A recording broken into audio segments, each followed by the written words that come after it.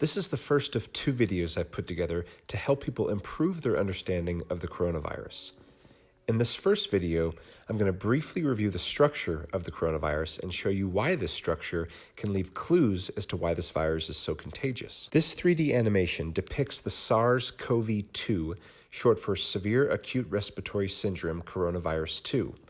This is the name of the virus that causes COVID-19, which is short for Coronavirus Disease 2019. SARS-CoV-2 is the seventh type of coronavirus isolated in humans. This coronavirus has an envelope, and its particles are sphere or oval shaped. The name coronavirus is derived from the Latin corona, meaning crown or halo, which refers to the crown-like spikes on the virus's surface. Here are some of the internal contents of the virus. Here we are looking at RNA, or ribonucleic acid, which is the genetic material needed for viral replication.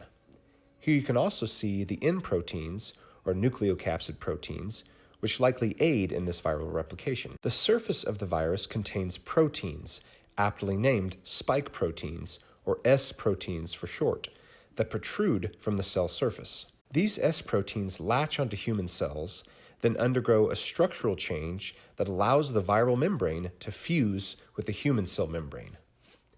The viral genes can then enter the host cell to be copied, producing more viruses. Here's where it gets interesting.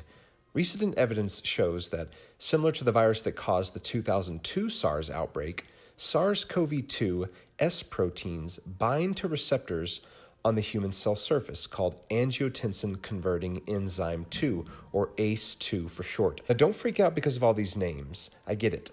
All you need to remember here is that SARS-CoV-2 spikes bind to ACE2 receptors on human cells. Now, shortly after the new coronavirus was released to the public by scientists in China, a collaborative team of scientists from UT Austin and the NIH started to study the virus.